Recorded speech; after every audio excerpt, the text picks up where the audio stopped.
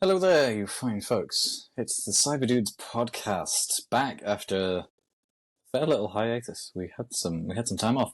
I'm Robin Thornton, as I always have been, and as always is with me is Omar Sangarima. How are you doing, Omar?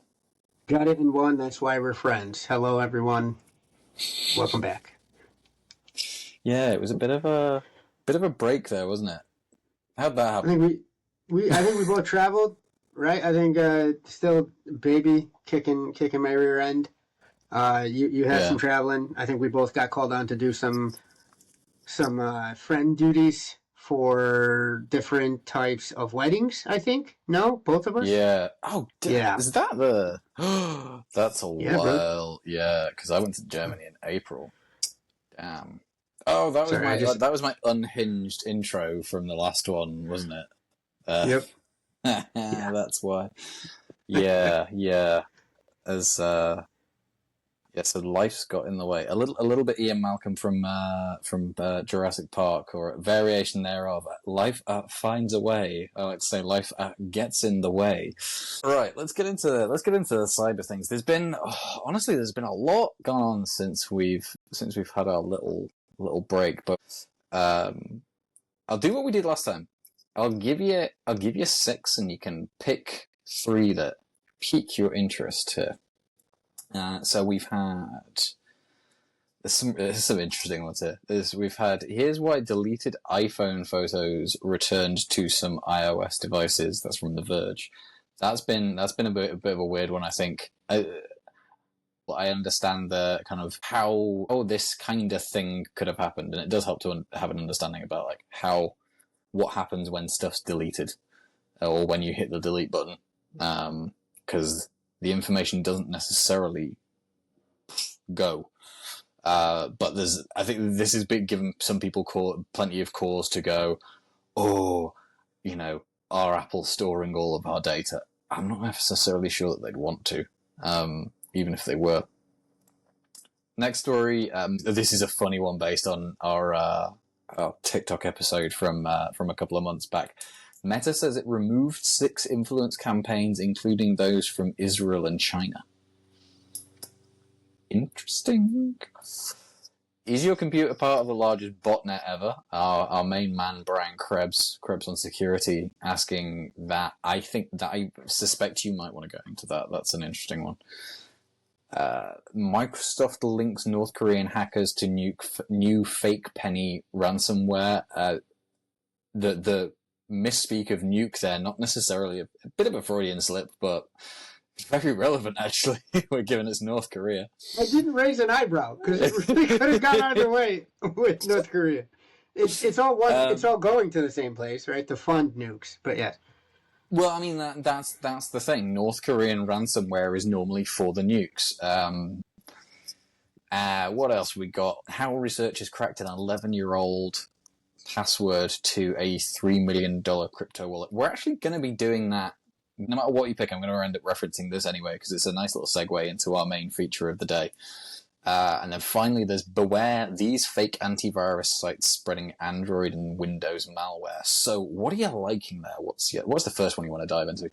Definitely the iPhone photos. I think you have to, especially with how popular that Ashley Madison documentary on Netflix has been. Yes. Right where it's folks said that maybe it was a hacktivist. It wasn't a hacktivist, guys. Somebody got personally burned, and then meted out some cyber justice is my take on there. However, this is not. We're not going into that, but it's along the same lines. Why where not? It's juicy and sexy and delicious. I mean, sure. Hey, pay me $19 and I'll get rid of your data is what Ashley Madison did or said back in the day, and then spoiler alert, they didn't. Another hilarious piece of because the internet, of course, a lot of the dudes on there were talking to bots, right? Like that one tickled my wife when we were watching it together. Like it ended up being. I remember that with the tin. I remember that with not so much the early days of Tinder necessarily, but like a little while after it started becoming mainstream, it started becoming very. It's like with AI, where you can now now where it goes in this day and age, or let's delve into. You can just tell the language. Yep. It's like it's a fucking bot. Delete.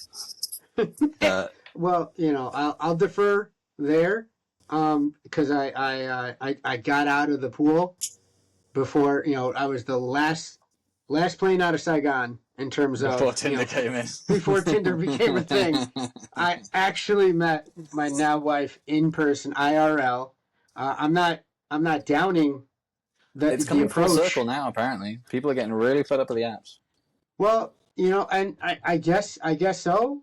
If this is any indication, right? But why wouldn't it, right? Because it's a classic case of what's incentivized behavior.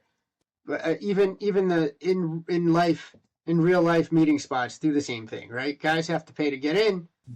Ladies get in free till 1, 2, 3 in the morning, I guess, and then just please have people to talk to. So it makes sense. But in terms of like how it's relevant here, it gave me the same vibes until I really read the story where, and like you said, I don't think it's not because I believe that Apple is the savior of our privacy as they try to tout themselves to be. They're just the best of a really low bar or really bad bunch is what I'll say. But as you said, why would they want to? Because if they store it, then it's hackable, right? And it's only going to lead to bigger explosions of ridiculousness down the road if that's the case. It's not even just that as well. It's storage cost money. Storage costs money, and also, right? I mean, I'm preaching to the choir here. I know you're expatriate there, but if they're dealing with anybody's EU data, that's a whole other can of corn that they don't want to even be privy to, because unlike any privacy regulation in the United States, spoiler, there is none really. Just for little pockets, but no all-encompassing sweeping legislation.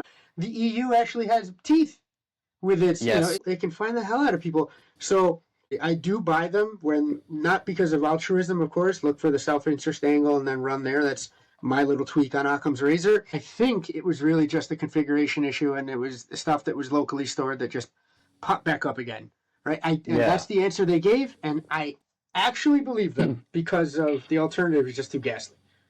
Well, there's the alternative is too ghastly. Then there's also the fact that the explanation is way too mundane, and for anybody who works in IT, way too been there, done that, got the T-shirt for it not to be true. This is like an honest mistake. So I mean, we'll go into that in a second. One thing that I did, you mentioned distinct lack of privacy legislation and whatnot in the US, which I know we've talked about before, and I know it's kind of like one of your like pet topics. I've been reading some stuff recently that says that, and I know you love the antitrust stuff that's been going on recently. There's currently no sweeping big broad legislation that's coming in because the DOJ is laying all of the foundations with all of their antitrust work as it goes, and they are aiming for big privacy stuff later down the road, but basically laying the foundations for it not to get completely kiboshed the minute it hits the table. If they can do a better job there than they did with the student debt relief, right? At least setting precedent and setting it up before making it fall like a house of cards. As a father, I have to think about that sort of stuff, right? I get terrified about the privacy issues that the kids will have to deal with. It's insane that we don't have one yet. It sounds like they're playing chess rather than checkers, because they know that they could really get outmaneuvered by the high priced corporate lawyers. I think Apple stuff. So resurfacing long deleted photos, devices running iOS 17.5. So basically people having photos that they have, and in some cases it's probably the nudes, that has really alarmed some people. My iPhone deletes mine automatically. It gets disgusted, and it just says I don't want to even dedicate bits to these bits, and it just gets rid of them. So it's a safety feature. You've had me snort, laugh, and then cracked out bits to these bits. Okay. But yeah, so This has alarmed a few people, and it sounded like Apple didn't really have much of a response to it or answer for it for a little while, but they have come out with something that is, as we said before, to anybody in the technology realm, kind of so mundane and boring that it kind of just has to be true, quite frankly, because it's way too plausible not to be. Ultimately, what's happened is due to when you delete something, it's not necessarily truly deleted until you've accumulated a certain amount more of data on your device. Deletion, as everybody understands it, is hit delete, dissolves away, never to be seen again.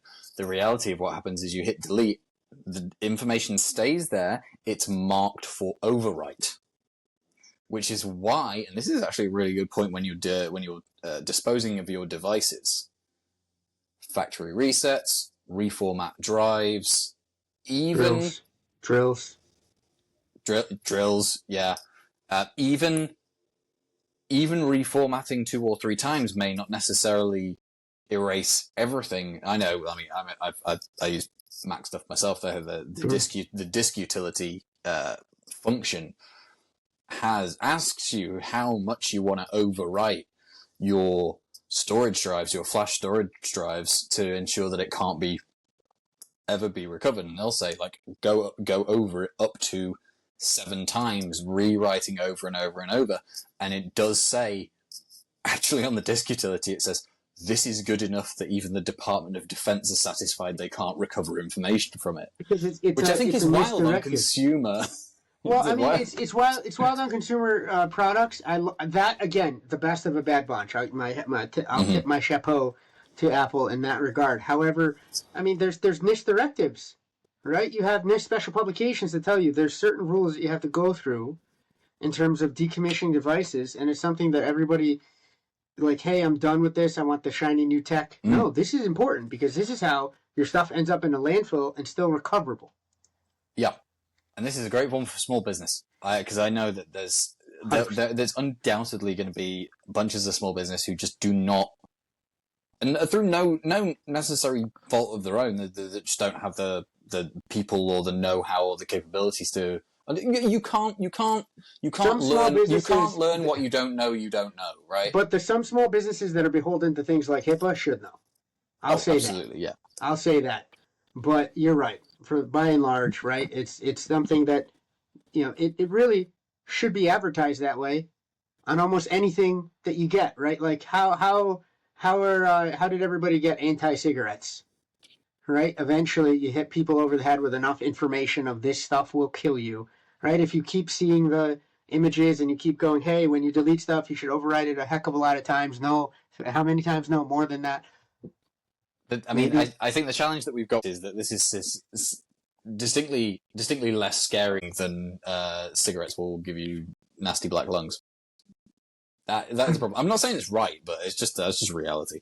I mean, again, bits of the bits, like, right? Like, do you want this stuff? Do you want this stuff getting out there? Right? Like, the internet's forever. If you want to be able to then, I don't know, get a job 5 years down the line. Yeah. Right? Yeah. Sadly, that's the world we live in. I don't endorse it. I think revenge porn is ridiculous. Those people should get prosecuted to the furthest extent of the law possible. But it's a thing. Yeah. Right? Cyber hygiene. Well, and here's the other thing, right? Easiest way to not have your nudes released out onto the internet. Don't take them. Don't take them. Just like don't use your work email address on Ashley Madison. Because people did that. I heard stories and I spit out my coffee. That's all I'll say. That's all I'll say. Anywho, so this Apple thing, I find it very, very hard to believe that it could be anything nefarious. Especially with the delay. Like what you said. What you said was perfect because it definitely, they pushed out a patch. Some poor mid manager that was in charge of the release of the push was like, oh my God, what happened? Because it went poorly, right? These things started surfacing. And then they conferred with legal and compliance and figured out what happened. I think it was, like you said, it was a genuine mistake. Yeah. Like, IT's going to IT. The thing is, I think, but the unanswered question for many people is going to be, but if these things are so old, how did they resurface? And the explanation here essentially comes from, look, old backups that it doesn't matter where they are. They may not be on our servers anymore. If you've got old backups on your Mac, that's the kind of place that they can resurface. Sure. Even if you thought you deleted it, if it's not been erased, then it can resurface. Anyway, we'll move on from that.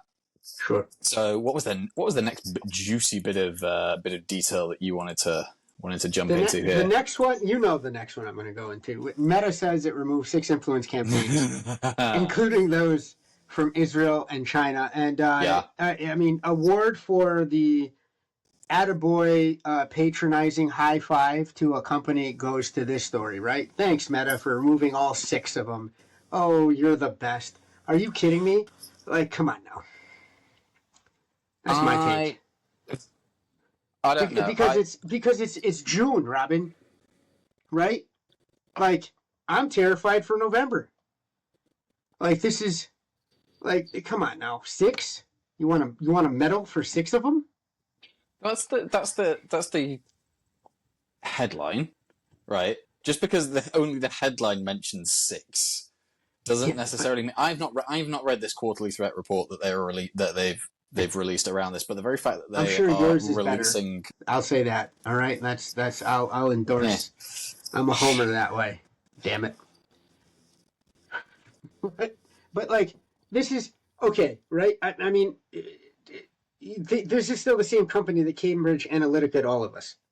So sorry if I'm in the back, right, with my chewing tobacco, really getting angry. My point on this one will be, though, around influence. I think it's more prudent to focus on the fact that there are influence campaigns. They're admitting that there are influence campaigns. I think the better message to the broader audience here is, do not believe everything that you are seeing on social media, right? Okay.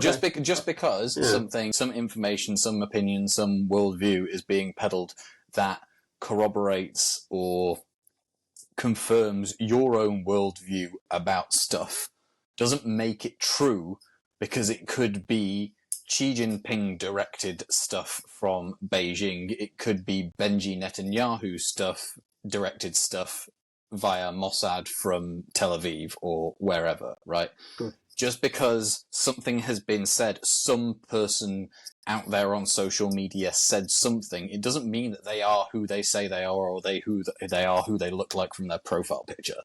Sure. I mean, that's a good rule of thumb. I get where you're coming from. My cynicism took the better of me for a second there. It's because it's like, what Philip Morris wants to start funding, lung departments in certain places. Like, thanks, Meta, for trying to. I mean, the way I want to say it, I'm going to try, because there might be kids listening, right? But the way you want to untangle what you yourself have been primarily responsible for tangling, and you want a high five. But you're right. It's because these sort of campaigns, it's not you or I, right? Or it's not, a lot of our esteemed listeners here. It's gonna be my folks, right? It's gonna be some of the folks around, the family dinner table that are gonna be like, well, I heard XYZ on the internet, and you're like, wait a second. Again, because you don't want to have them go back and say, double, get 2 sources and get independent reviews and whatnot. It's a little much, but you have to really, you can't believe what you hear. Only maybe a quarter of what you see anymore, and that the percentage is going down over time. Well, I mean, to the point that you're making there as well, like adjacent to it, there's the aspect of, I forget which razor or which rule it is, but it's the notion that the amount of effort required to refute bullshit is of 10 times more than it is to make the bullshit up in the first place, right? It's 10 times more effort to prove someone wrong than it is for them to just come up with wild shit and have people believe it. People are getting elected on less. All right, I'll leave it at that. Yeah. What's the final thing you want to dive into? We got the botnet, we got North Koreans We got the crypto wallet or the fake antivirus. Listen, you're going to mention the crypto wallet anyway, right? And I feel Yeah. like, as crazy as it is, not that I want to give the North Korean government a rest this episode. I want to give North Korean people, right? Because my heart goes out to them. So Yeah. I'm thinking I'm going to settle on this fake antivirus site spreading. And you know okay. why? You know why? Because this is another one that's close to home. Because again, taking my cynicism away from these matters, good old Carmen Sangarima sitting there going, you know what? My son works in cybersecurity. I want to be safe. He's talking about the antivirus. Yeah. I could see her. Well, let me take a step back. If I didn't handle the administration of the antivirus on all her devices, I could then, maybe in a world where I didn't do that, I could see where she would go, hey, antivirus. That's something that I think is the way to go. Let me click on it, and bing, bang, kaboom, you've got yourself a really low-rent version of a supply chain attack, essentially. This is what really pisses me off. But having said that, it is also the thing that keeps me in a job. Sure, exactly same for me too. No matter what we say, I work specifically in education and awareness around cybersecurity. It's half the reason why we're doing this podcast. But no matter what we say as best practices, things that people should do to reduce, manage, address their personal cyber risk, the guys on the other side of the fence, on the other side of the battlefield, are going to be looking at whatever we're saying and thinking, all right, now how can we twist that around and leverage that and manipulate it? And the advice here naturally being, be mindful of your cybersecurity, use antivirus, for example. And antivirus has been around for decades, for R.I.P. to McAfee. 15, 20 to years. John McAfee. I mean, yeah, okay, fine, to an extent, he was a wacko conspiracy theorist. I mean, he might still be alive. He was in the job. Well, there we go. It may just be retire in peace, John. But the point is, software vendors have been telling us use antivirus for years and years and years, and to everybody's chagrin, they did at a cost of $120 a year or whatever it was, because it was ridiculous and stupid and overpriced. For some reason, I don't know, maybe it fell out of the kind of public awareness, public zeitgeist that antivirus is a thing that you need to use. I don't actually think it is for PC. Not the specialist ones like Avast or Malwarebytes or McAfee or anything like that. I mean, many of them were proven to be largely useless for a good, number of years. And since Satya Nadella has been at the head of the table at Microsoft, he's done wonders. Windows, for that. Windows Defender was for a good while quite maligned. But if you go on cybersecurity chat forums these days and say, what antivirus, anti-malware software do you recommend for me as a Windows user? Everybody just goes, Windows Defender's fine. Browse sensibly. Don't go on weird, funky, illegal streaming sites or, the naughty, spicy stuff. And pay for content. Pay for whatever it is. Pay for content. All right. Yeah. For me, it'd be fights. I'll say that. I'm not streaming weird fight stuff no more. But yes, continue. Don't consume your content illegally. Don't pirate stuff. And use Windows Defender, and you're probably going to be fine. You don't need to pay for Avast or Norton or McAfee or anything like that. As long as you are maintaining sensible browsing habits, it's going to be fine. Not enough people have shouted out from the rooftops that Windows Defender is fine. You don't need all of this extra stuff. So now we have, and the list I will rifle off here. Threat actors have been observed making fake websites masquerading as legitimate antivirus solutions from Avast, Bitdefender, and Malwarebytes to propagate malware capable of stealing information from Android and Windows devices. Simple as that. Yep. So it's the big three. It's big three names. Yeah. Right? Like I've heard. Yep. Yeah. Yep.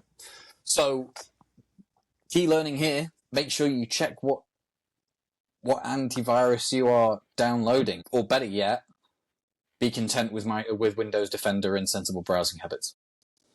Honestly, look up, if you want to get real wacky, look up configurations for Windows Defender.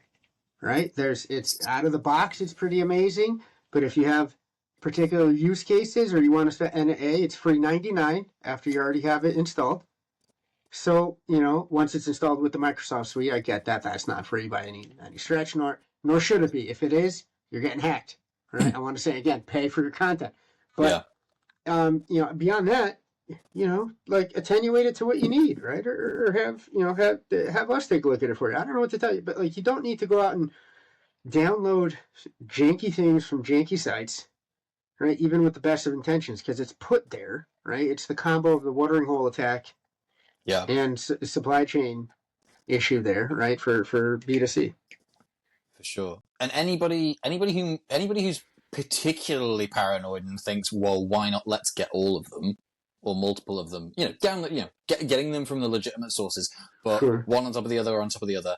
That doesn't necessarily work. You might find that they start fighting with each other, and it causes you way more problems than you really, really want. So don't recommend that. Good luck downloading even a legit PDF.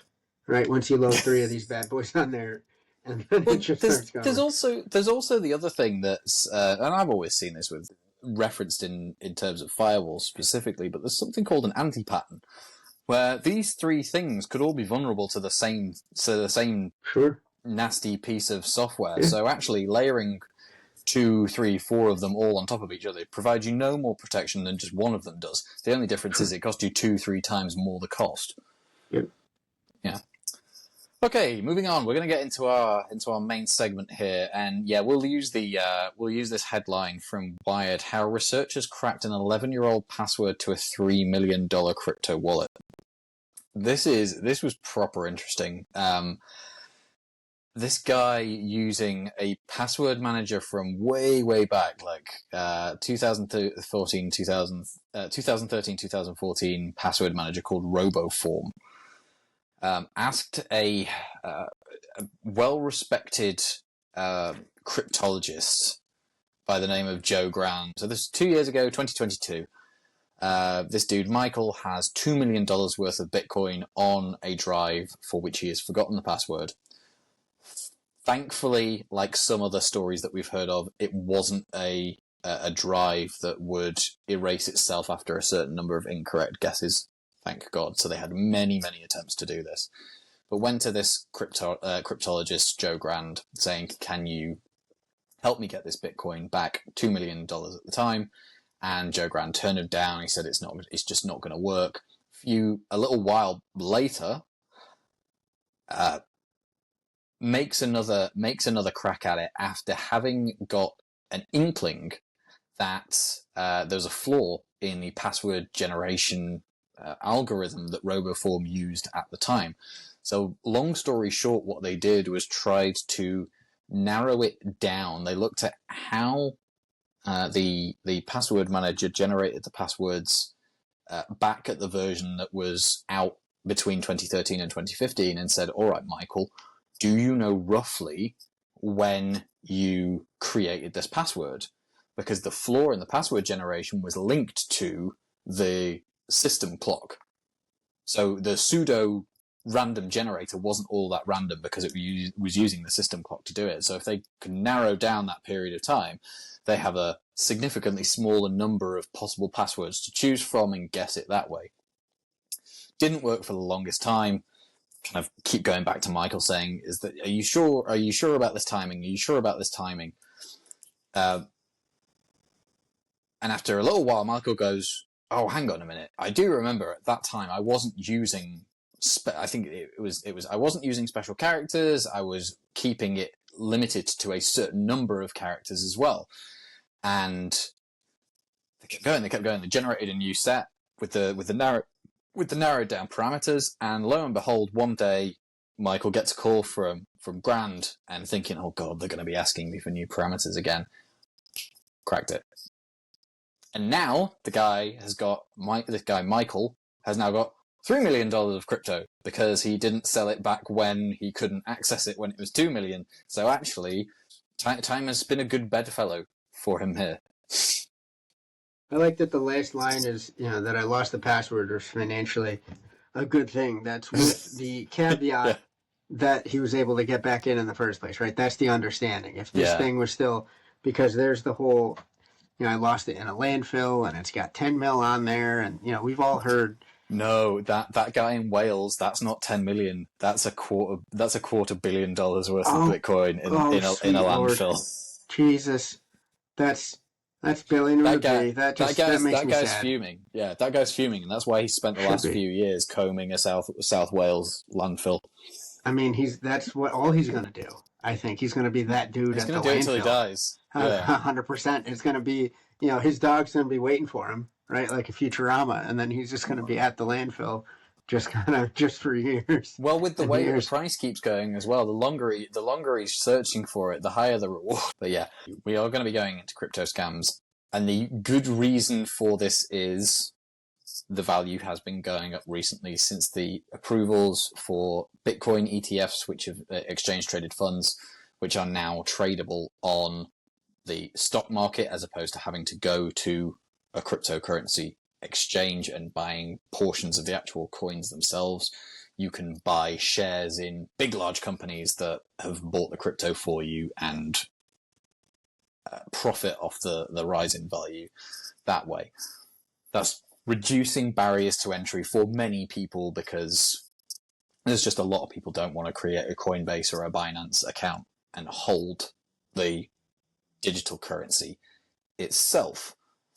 That's potentially going to precipitate in a rapid rise in value. It's gone from, in the last 6 months, I think a low of $25,000 or something like that, back up to its previous ceiling of 70,000-ish.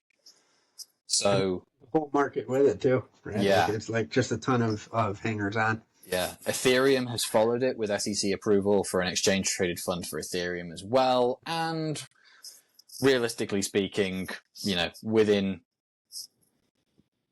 possibly as soon as months, but probably more likely years, some of the lesser known but still mainstream coins like Solana, etc., may end up with the same kind of paradigm happening.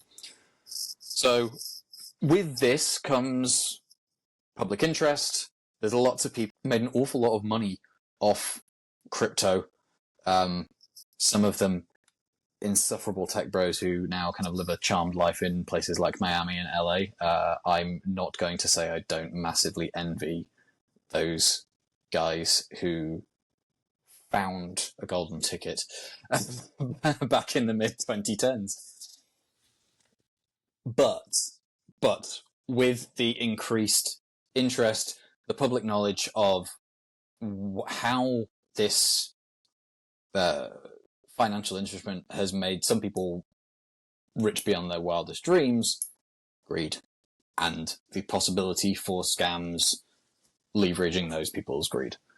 So before we do that, we're going to go into a few scams, how they work, and educate you guys on how to be aware of them. But first things first, we'll start actually with the best advice for keeping clear of this sort of stuff. Now, I've written a few in our plan here. Omar, at the risk of you stealing some of what I've written down. Crypto jacking the the anti-crypto jacking. Truly, honestly, I'll okay. I won't even look at the plan. I'll do it off the top of the dome. It's really just the advice for scams in particular, right? If somebody comes up to you, heck, I had it happen yesterday. I was at a craft fair. Yes, that's my life now. I go to craft fairs and I walk around with my child. Like, I used to be hard, but now I'm a family man. But that's false. I never was hard at all. But walking along and, oh, hey, we could give you a free trip if you just listen. You just go to this place and listen to our marketing pitch. We will rope you in. We will rope you into a timeshare. They were 100%. They were trying to, and I was like, listen, hold on, have the one ear, but I hear a scam approaching me very rapidly, and so I steered us away, right? Thankfully, which probably one of the prouder moments. I have many when I look over my wife, but I was very proud when she was like, "Oh no, no," almost as immediately as I was, right? And we were just like trying to almost take our baby away from the snake oil salespeople. Like, there's not, if someone approaches you and goes, "I have a hot tip," right? And like, then why don't you tell your family, bro? Like, or ma'am, madam, whatever. Like, what's that right off the jump, right? And it goes to what we do day in and day out, more particular what you do day in and day out. If somebody comes to you with an offer like that, it's super suspect. I don't care, because honestly, if it was legitimate, they wouldn't have to go to anyone, right? They'd be beating people away with, cattle prods, because for God's sakes, if it was legit, you can't keep something like that under wraps for too long. One of the ones that I see an awful lot and irritate me to no end is the e-commerce dropshipping bros on social media. Oh yeah, hawking their course to you about how you can make the insane amount of money that they've made. And I'm always there thinking, if that's so profitable and the margins are so good and it's so easy, why aren't you just doing more of it? Yeah. Why aren't you doing? Why aren't you doing more of it? I know why you're not just doing more of it. It's because you can see that on the horizon that the jig is up, and you want someone else to be left holding the bag whilst you move on to the new sexy thing that is ridiculously high margin and makes you a millionaire. Or you can make more money on just convincing folks to buy your course, is what they've seen, right? Which is very sad. That's the thing, right? If I want to get into investments, right? I don't, like, Goldman Sachs isn't coming to me and saying, "Hey, please join our investing community," right? I have to go to them and say, "Hey, listen, I'd like a job, right? Running a Forex desk for y'all. Give me a chance." If it's a great situation, they're not going to have to come to you with it. Listen, I have family that wouldn't give me this much of a break. Like, if they figure something like this out, they hold it for themselves, and suddenly, well, it's a nice Lambo, bro. Way to go. But then, I never understood that right off the top. Okay. If somebody comes to me with something, it smells funny. Sorry. Yep. Yep. I think hand in hand, somebody approaching you with such a great opportunity also goes hand in hand with too good to be true. 100%, all day. Yep. If these gains are really, really that good, then surely there's some kind of trick here. Why isn't everybody else doing it? If people can 400% their money in 6 months, why isn't the rest of the market doing this? I'm not telling you. Instead, going into safe S&P, netting you an average of 10-11% per year, which is nothing to sneeze at, right? Like, in reality, returns. It's beautiful returns and consistent returns like that.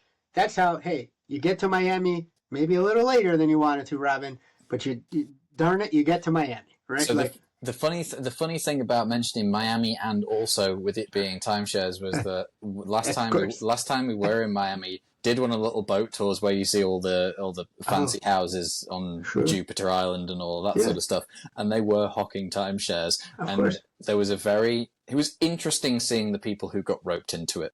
Sure. Listen, I'm not the smartest guy, but like, you're not catching me with one of those. You catch me with something else. I'm not saying that. Yep. But I'm just no. So my things that I'll go in on my best advice. Number one, know what you're buying into. Understand, and this is crypto, right? We're talking about crypto now. Know thy investment instrument. Make sure you understand what crypto is and what the risks are around it, and how much money you stand to lose, and under what circumstances. And also, I'd tag on to that, Robin, the specific coin or set of coins that you're jumping into, right? Mm-hmm. Tell me about the value prop of this particular set of coinage. Well, this is my other piece of advice. Trade mainstream coins. Do not do any obscure, what they're called altcoins, alternative coins, Exactly. things that are, super, super low value, need incredibly high volume in trading volume, so number of coins actually traded in order to make anything kind of move, because these things end up being a pump and dump sort of scenario. Are you good at penny stocks? Then maybe you can try. No, but then maybe you can try some altcoins. Yeah. If the answer is no to the conventional penny stock question, stay out of the altcoin business. Run away. If you're good at penny stocks, you probably know something about what cryptocurrencies are in the first place. You're not getting approached with them out of the blue. No, you're scamming other people, probably. if you're out here, for sure. You are Jordan Belfort. Also on that, so as far as only trading mainstream coins, only trade what you can afford to lose. 100%. Don't go all my on Bitcoin red. stuff is all my Ethereum, all my Bitcoin, all my crypto. Still so far, that might change, right, Robin? When the two of us are 50s, 60s, who knows, right? The game might change, but right now it's funny money. Yeah, for sure. It's 100%. Yeah. Some people would say never do more than 1% of your net worth. There you go. Depends on your risk tolerance. I go like 5%. I'd say 5% is probably fine, but never throw all of your stuff. And there's a reason why we're saying some of this, because we've got some stories in a minute that are real cautionary tales. Horrific. Of this. Yeah. And then finally, my better one: deal only on mainstream, legitimate exchanges. Sure. Coinbase, Binance. Yep. Although their CEO's just been locked up. Listen, I stopped or the Coinbase. ETFs. Or use ETFs. Listen, I'm not a shill for Coinbase. I wish they would throw me a couple bones here and there, because I say many good things about them, because it's one of the few I trust. Right? And even the thing is, though, we've both been in this game long enough, both playing in crypto as well as in cyber, where even the quote-unquote legit ones, as you just said with Binance, but also we've seen other exchanges get straight bankrupted by having their stuff stolen, period. FTX, I mean, the whole Sam Bankman-Fried thing was... And that's still wildly complicated. I mean, I don't even want to delve problematic. That's a good way. That's into that. Yeah. But that was so complex, and we won't really go there. But here's some cautionary tales, right? Just dragging straight from the body of knowledge that is Reddit. Saved a little old lady from a Bitcoin ATM scam today. So this guy is saying, we have one of those coin flip crypto ATMs. So these are cash machines that effectively deal in crypto, and they are few and far between, but you probably know them when you see them. Coin flip crypto ATMs in the store that I work at. Little old lady comes in, talking on the phone, is trying to figure out how to work it. So I go over to help. I'm already concerned because the elderly don't normally do crypto stuff, and this is a really, really good point. It's kind of, I don't want to sound pejorative about it, but it's kind of a younger person's thing. It's a tech-based... Get out. It's a tech-based financial instrument. Older folks, on balance of probability, less likely to know or understand about it. Robin, if my mother asked me about crypto, I go over to her house and I unplug her phone and I kill the internet, because I want to ask her who's trying to scam you. Who's introduced you to this? 100%, because I sure as heck haven't, for many reasons. All right, here's your lottery. Stay there. Yeah. So guy says, I'm already concerned because the elderly don't normally do crypto stuff, so I ask her what she's trying to do and if she needs help. She tells me the guy on the phone is trying to tell her how to use it and that she needs to send him $3,000 because he accidentally sent her too much money for her refund. In my head, I'm like, oh Lord, not today, Satan. I like that little bit of personality there, yeah. Yeah, the flavor. But I ask her to put him on speakerphone so I can help. Just as I suspected, it's an Indian guy who immediately starts yelling at her not to talk to anybody. I explain the scam to her and send her over to her bank so that they can show her that she didn't receive any money. Same old overpay scam adapted to crypto. unbelievable. I put a sign on the ATM warning about scams after that. So, as this guy says, this is a scam as old as time, at least in terms of electronic payments, right? So, scammer pretends that they've sent you. There's various ways to do it. There's either pretend that they've sent you, give you falsified evidence that they have sent you a load of money and therefore you're overpaid and you owe it back to them, or they use a stolen phone with something like Apple Pay on it to send somebody else's money to you. You send your money back, they skim off that money, and then you're out of that money. The person whose phone was stolen, they get made whole because it was a fraudulent transaction made with their phone, but then you're out of the money and you do not get reimbursed because you willingly did it. What's crazy to me, Robin, is that this is very few times will you hear this come out of my mouth. Honestly, we've worked together for almost 5 years now, right? It's coming on. This scam will not work on me. No. You know why? Right, the overpayment scam. I'm gonna keep that money. Yeah. That's it. All right. I'm sorry. I'm waiting till the money is cleared. Yeah. And even then, I'm gonna be sus. You're just on net present value alone. I'm gonna drag out making whomever whole. I'm sorry. I'm investing. You're gonna earn some interest on that. That's just you know what? For the inconvenience. Yep. Really? That's it? I got to answer more texts from somebody I don't care about? Like, come on now. Yep. Get out of here.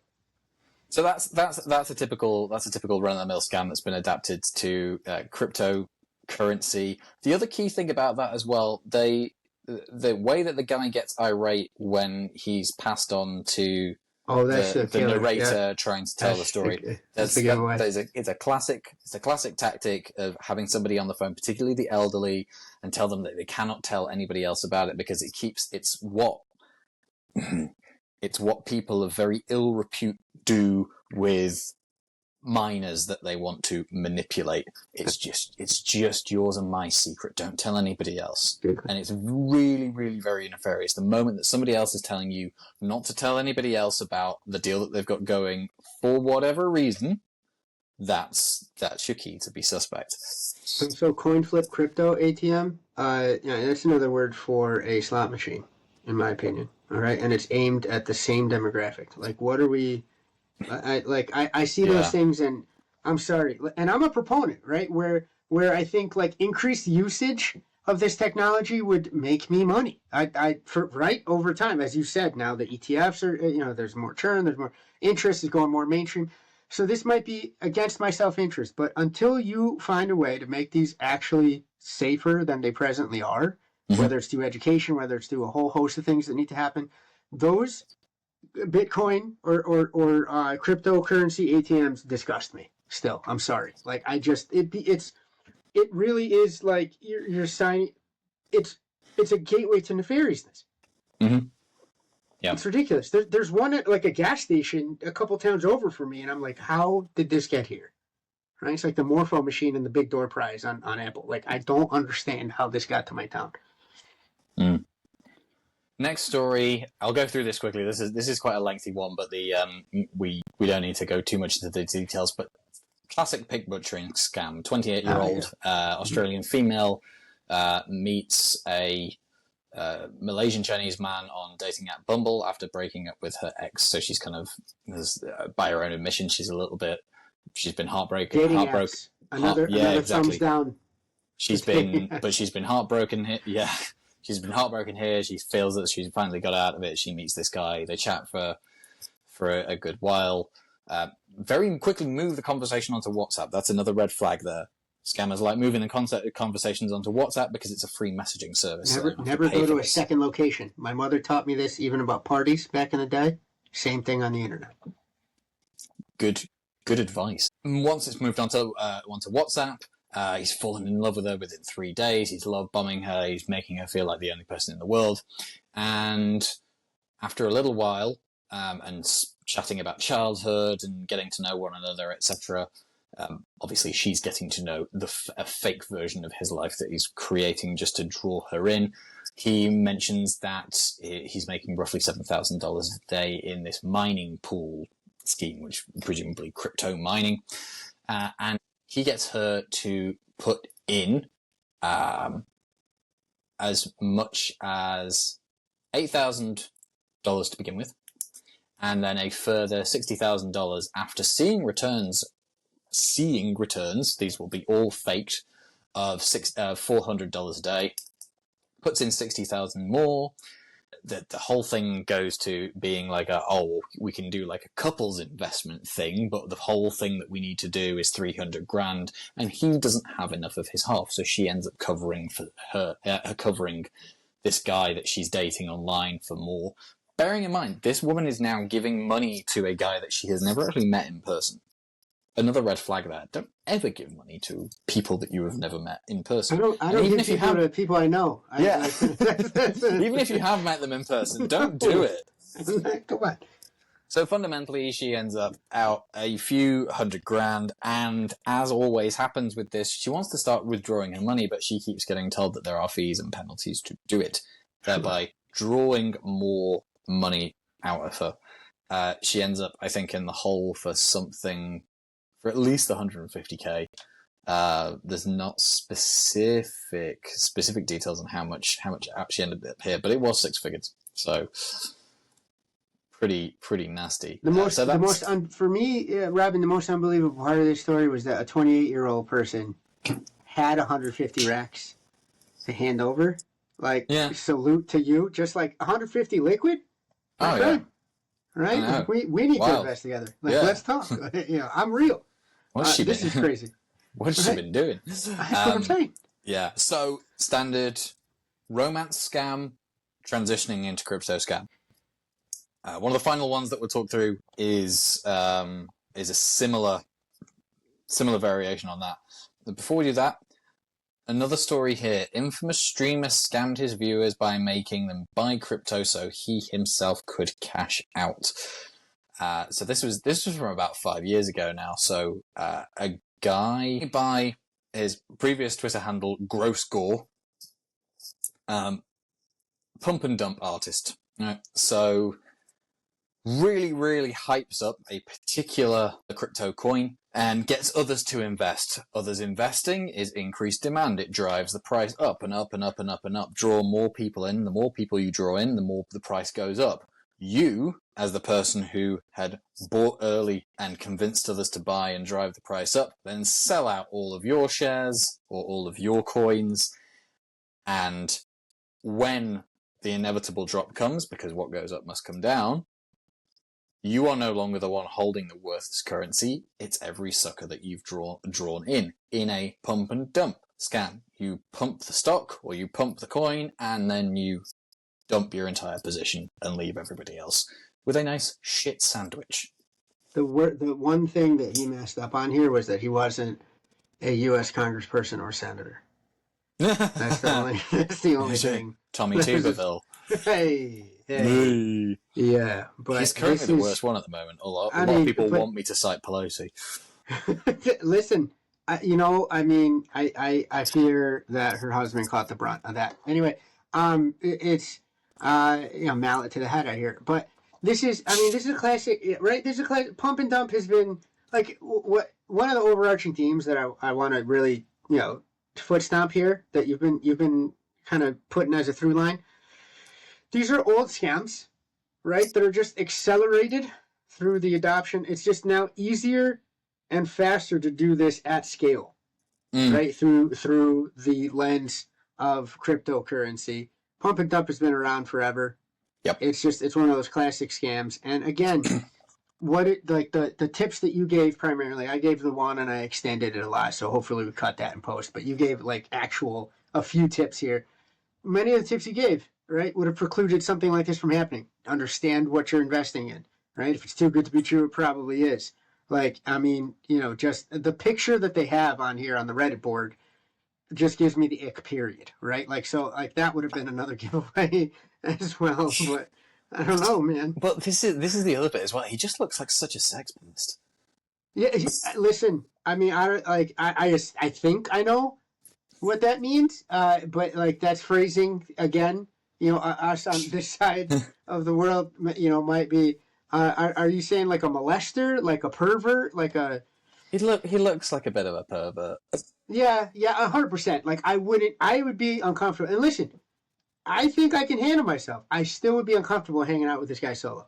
Right? That should tell you, right? Like I got the jacked up Mm, ears to prove that I can sort myself out when need be. But like this guy hears me. Like this guy would wait till I'm looking away and hit me with a bottle on the side of the head, right? And yeah. then go to town. Yeah, yeah.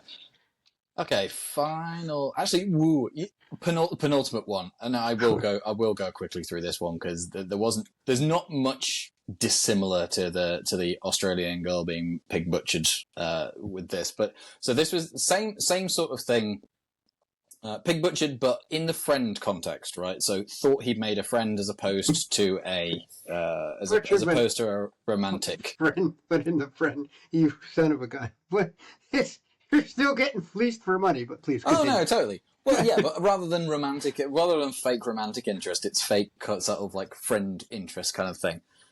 Essentially, this guy has been taken for 240 grand.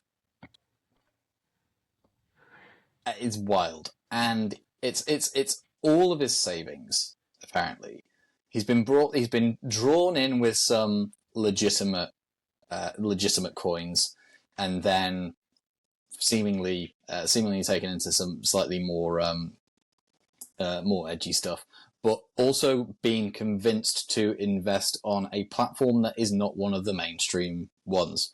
When it's not a mainstream platform and it's an unsolicited Good Samaritan suggesting that you invest in this currency or in this financial instrument, and they're getting you on their platform that you've never heard of before, that means it's a fake platform. That's a good. Chances are you're getting taken Yeah. for a ride. I love your phrasing in this is, you know, and I miss doing these with you, man, because again, just the phrasing alone, a good Samaritan, right? Or 240. Listen, I see a $240 odd charge on any of my accounts. I start investigating, right? Like what? How? I just don't understand. Like that's more than I paid for my entirety of my education in my adult life. 240 grand is just to hand it away to somebody. I mean, the trouble with this kind of thing is, you know, for instance, this guy it's additive, right? They get you more and more comfortable with what you've handed over, and you end up you end up drawn into the sunken cost fallacy, right? Sure. So it's what's a little bit more, and before you know, you're 240 grand in the hole. So this guy started with 5 grand.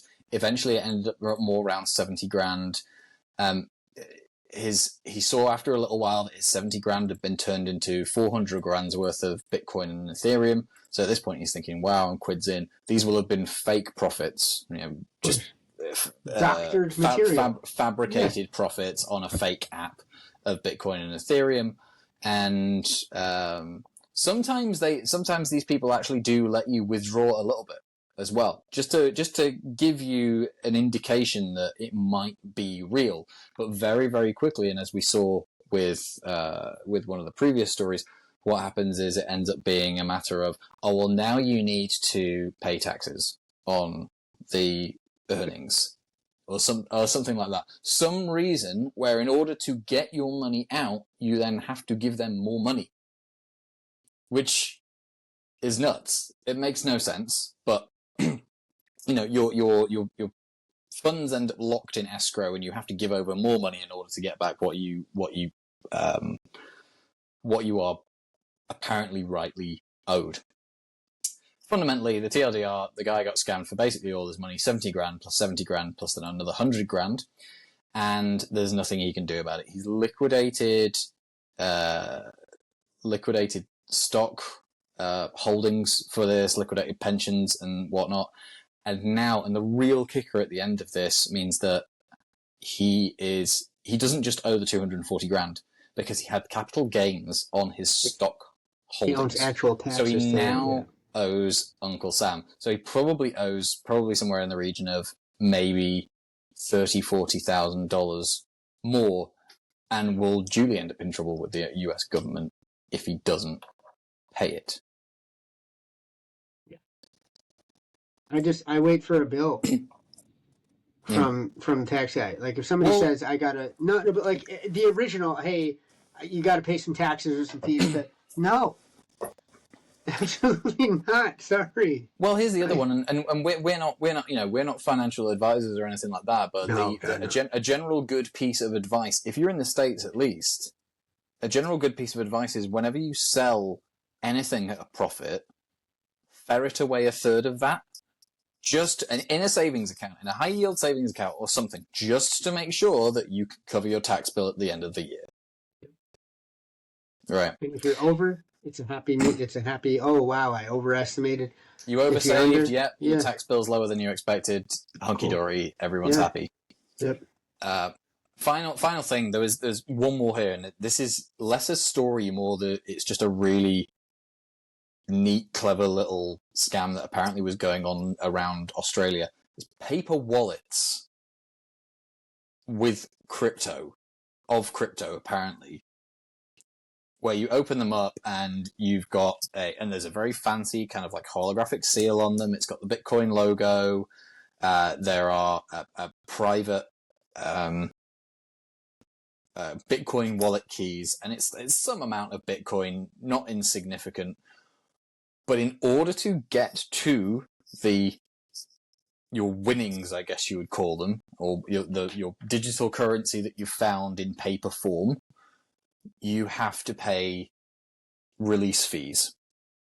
So the money that you hand over in a release fee is very real money. The Bitcoin that you are supposedly getting does not exist.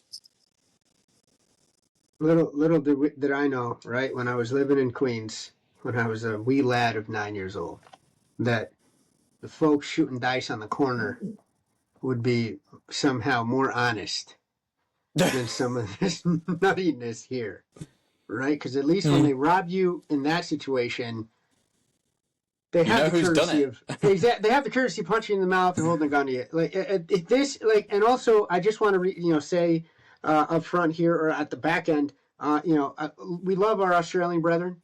Right? I'm positive that this wasn't just a concerted attack against their good financial sense, because that's 2 stories now, I think, right, out of the 5 or 6 that said, hey, Australia. No. They were just good ones, though. Sure. It was good case studies. Sure. And the paper wallet thing was actually genuinely interesting, because I'd never seen that before, and I'd never seen it before. It didn't entirely surprise me, but I would not necessarily have considered doing that. Here's the other thing to bear in mind with scams. Some of this shit is real creative.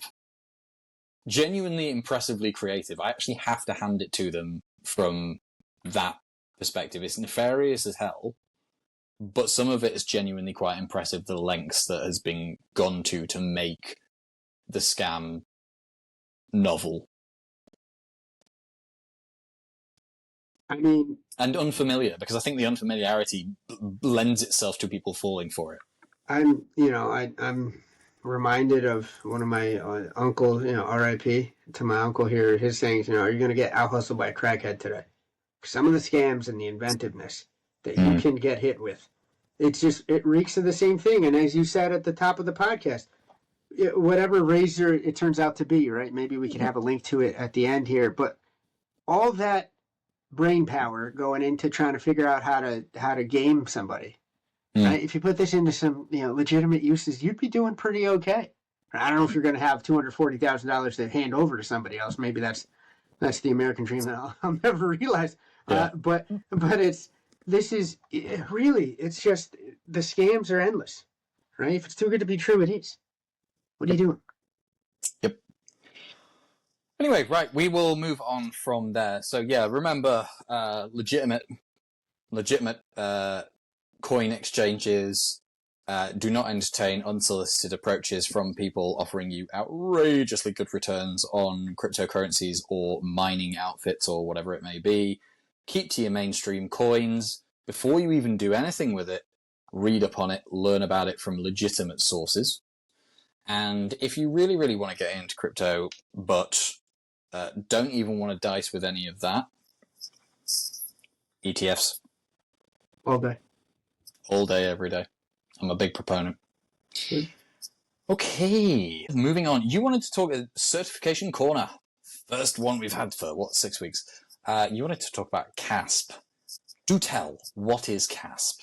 So it is CompTIA's answer to the CISP, as we've teased out on a couple of other episodes. CISP tried to move quote unquote downstream and try to eat CompTIA's lunch, right? Mm-hmm. ISC squared. The CISP has been the 5-year. This is, you've arrived, right? If you want to run something in cyber, you get the CISP. You have to. It's a rite of passage. Everyone eventually gets it. Doesn't necessarily mean you keep it. I will. It's one of the ones that I will renew. It just has that brand recognition. But CompTIA has tried to move upstream and gone from the Security Plus, which was the intro one and one that we covered a couple episodes ago, tried to move up the continuum and gone to the CASP. It says 10 years of experience in IT, 5 years in cyber. So it hits the 5 years in cyber mark, same as the CISSP.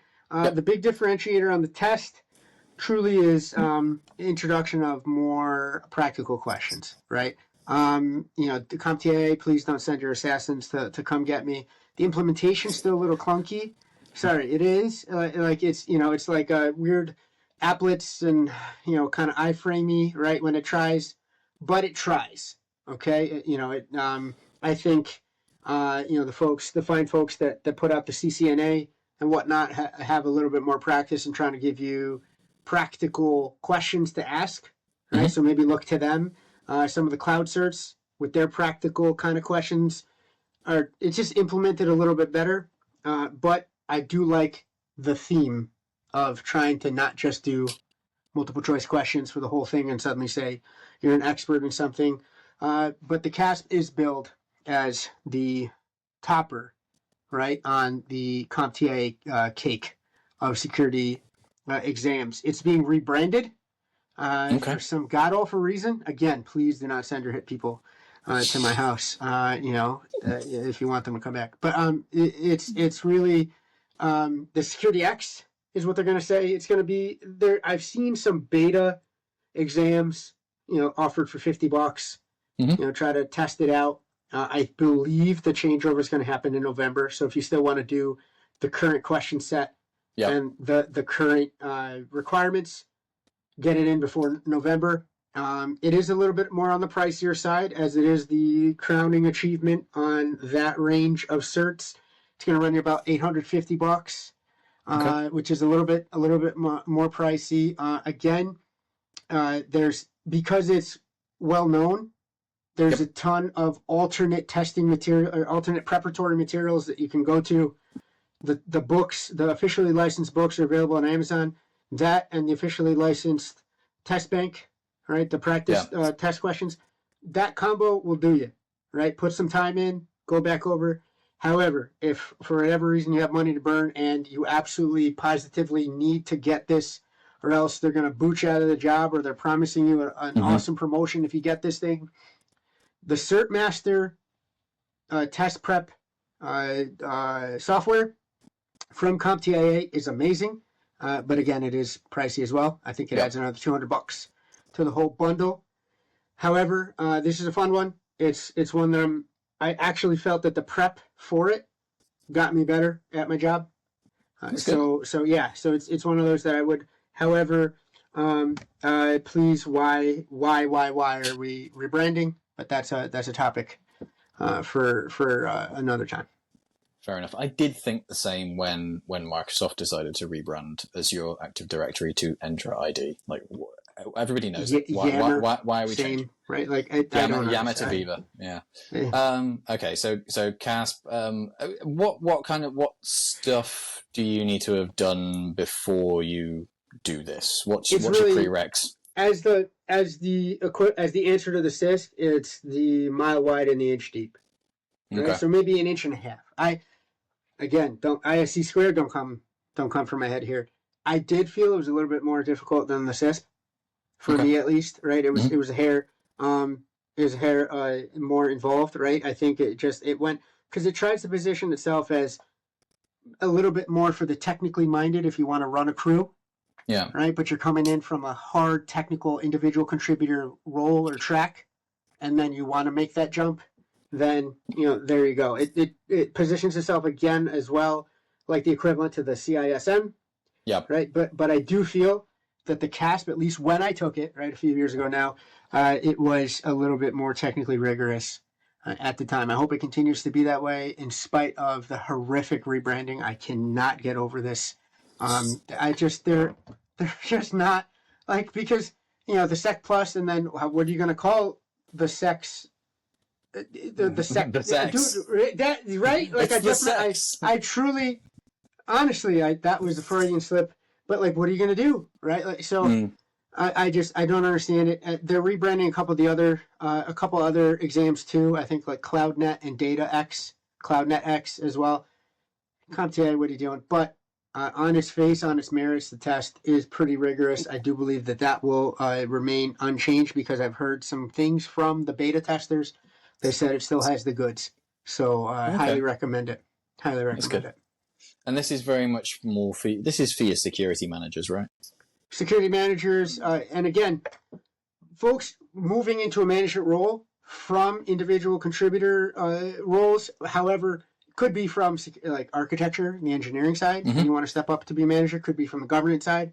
You want to step up and run a crew, could be from the operation side, and you want to show, hey, not only can I defend the heck out of a castle, but I can also run a crew of defenders for said castle.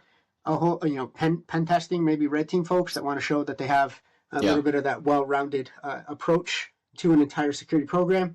It's really for everyone. Same as, again, the CISP does tout itself there. However, this one, I'll say again, has a bit more of a technical bent. So it does assume that you go a little bit deeper, I feel, than the other versions of the CISP. Cool. Okay, so we are at about $850 with some add-ons if you want to do the online learning bits and pieces. We are pitched at managers. It's run by CompTIA. What else? Anything else that you could tell us? What would be a sensible next step off the back of it? After this, I really would say, and this is what I say to mentees, if you're at this stage, then I think you almost circle back around, and then you pick one or two lanes that you want to be an absolute savage in, right? For some reason, I'm just drawn to cloud security and cloud architecture. So as you know, right, we work together, I got into those, and I can't rave enough about those certs. We'll get into those hopefully on subsequent episodes because I feel bang for the buck.